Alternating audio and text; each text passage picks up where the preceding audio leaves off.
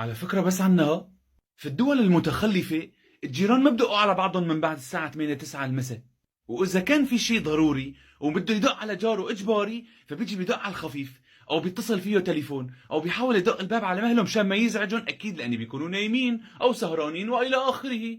بس بما إنه نحن عنا الوضع غير وكل شلنا شكل، نحن بيجوا لعند هالباب هيك وطاق دي طاق بإيديهم بإجريهم الجرس مع التليفون، ما بخلوا شيء اللي ما عم بدقوا عليه. بقول له يا زلمه لك ما عم برد، بقول له معناتها قوي قوي الضربه اكثر، علي صوتك اكثر وخبط الباب امكن، اكيد نايمين.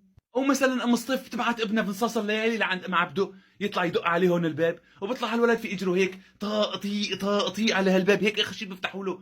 لا ايش يا عمو ايش بدك، ليش عم بتدق هلا بهالوقت هيك؟ طب ليش عم بتدق الباب هيك كل شيء ميكن؟ مرحبا خالي. قال ماما اعطيني فحمتين للارجيله. بتكون هديك على السريع مدت راسي هيك من زي الباب، لا تواخذينا خيت، كني زعجناكم بالليالي ما هيك؟ يلا حقك علي يا ستي. يعني هو صاير خطر على باله جوزي يشرب له نفس وكان خلصان الفحم والله ونسيان يجيب، فحقك علينا ما في مشكله. او شي جار صقيل عم بدق على جاره، او شي رفيق من هالرفقه جاي كمان